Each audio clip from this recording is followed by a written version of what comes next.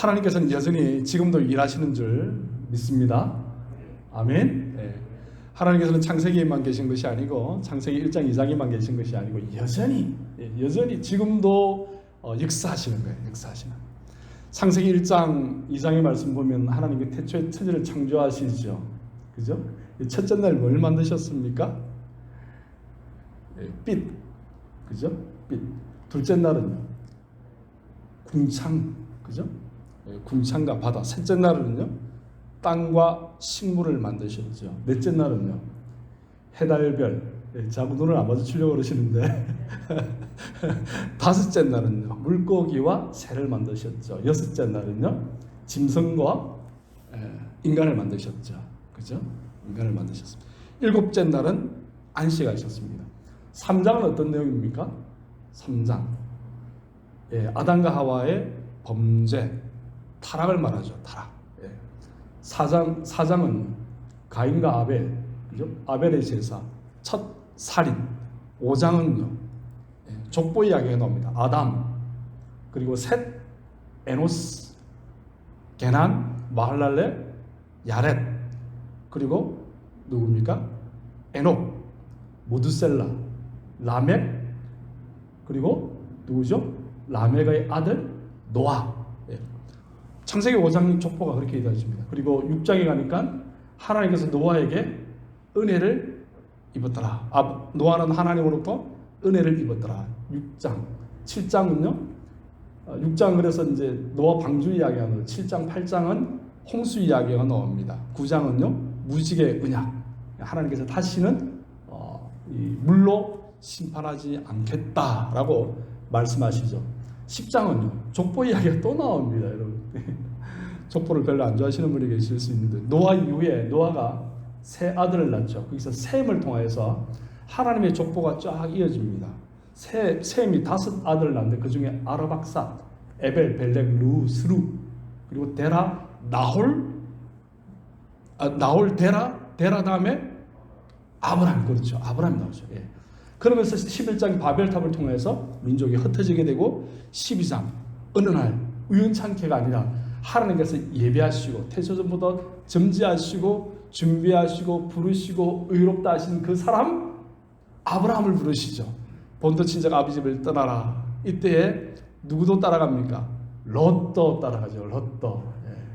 그래서 롯도를 좋아하는 사람은 이 12장 절대 잊지 않죠. 롯도 아브라함과 같이 하고 13장은 어떤 내용입니까? 그의 조카 롯이 너무 롯과 아브라함의 재산이 너무 많아가지고 같이 있을 수 없어 서로 분가하죠. 분가. 그죠? 롯은 요단강 동편 물이 많은 아주 아름다운 곳으로 가고 아브라함은 약속의 말씀 붙잡고 거기에 있죠. 그대로 있습니다. 이때에 아브라함에게 소식이 전해오죠. 가나안 땅에 전쟁이 일어나서 그의 조카 롯이 잡혀갔나이다. 그래서 아브라함이 14장 말씀 보면은 그의 집에서 길리우고 훈련한 318명의 용사를 데리고 어떻게 합니까? 쫓아가가지고 데려오죠. 그리고 멜기세덱 대제사장을 만납니다. 그에게 10의 1조를 헌납을 하죠. 15장은 어떤 내용입니까? 오늘 본문에 이제 드디어 나오는 내용. 하나님께서 다시 아브라함을 부르셔서 언약을 세우시는 내용이 바로 이 내용입니다. 내용이에요. 별 언약, 일명 별 언약, 그리고 염소 언약, 암염소 언약, 암소 언약, 순양 언약, 비둘기 새끼 언약, 여러 가지 언약이 하나님께서 하여튼 이 15장까지 내용을 통해서 16장 쭉 나오죠. 50장까지 쭉 나오죠. 그래서 제 같은 경우는 잊어버리지 않으려고 매월 초가 되면요. 창세기 1장 50장까지 쫙 요약을 적어봅니다. 교회 달력을 쫙 찢어가지고 뒷면에다가 쫙 창세기 50장까지, 출애굽기 40장까지, 레위기 26장까지, 민수기, 그리고 여호수아, 사사기, 룻기, 사무엘 상하, 열왕기 상하까지 역사순으로 쭉 유다 왕수 20명 쫙 찍고 숫자를 쫙 찍고 마태, 마가, 누가, 요한, 사도행전, 요한계시록, 몇 장에 어떤 내용이 있는지를 제가 공부하는데 오늘 15장까지 여러분 우리가 한번 쫙 정리를 해봤습니다.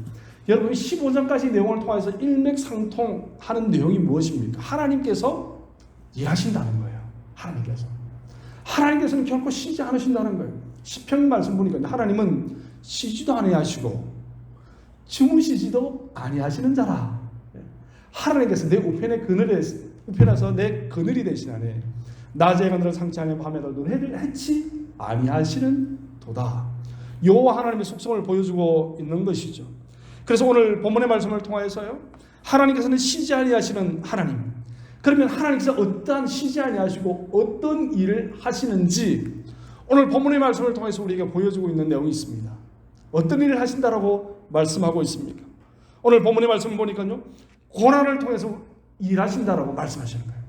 하나님이 열심히 쉬지 아니하시고 하나님의 천지 만물을 위하여서 또 하나님께서 창조하신 인간을 위하여서 일을 하시는데 고난을 통해 일하신다고 말씀하고 있는 것입니다.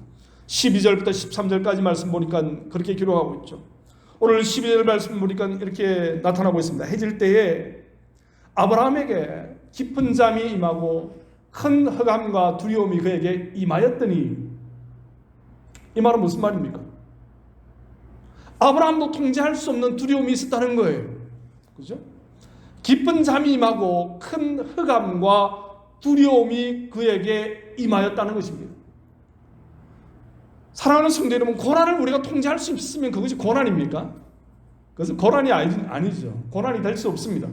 우리가 통제할 수 없으면, 우리가 컨트롤할 수 없기 때문에 우리는 그것을 무엇이라고 부르냐면 고난이라고 부르는 거예요. 그런데 아이러니하게도 우리 신앙인의 삶을 바라보면 이 고난은 누가 주시는 것입니까?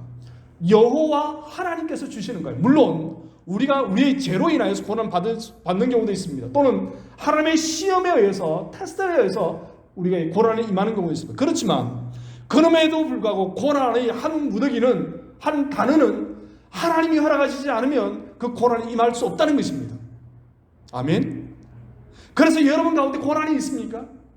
하나님의 더 큰 뜻을 발견할 수 있는 절호의 찬스인 줄, 기회인 줄 믿으시기 바랍니다. 고난이 우리에게 오면요, 그러는 거예요. 분명히 하나님 뭔가 뜻이 있을 건데, 자신의 힘으로 통제할 수 없는 것이 바로 우리의 고난이라고 말하고 있는 것입니다.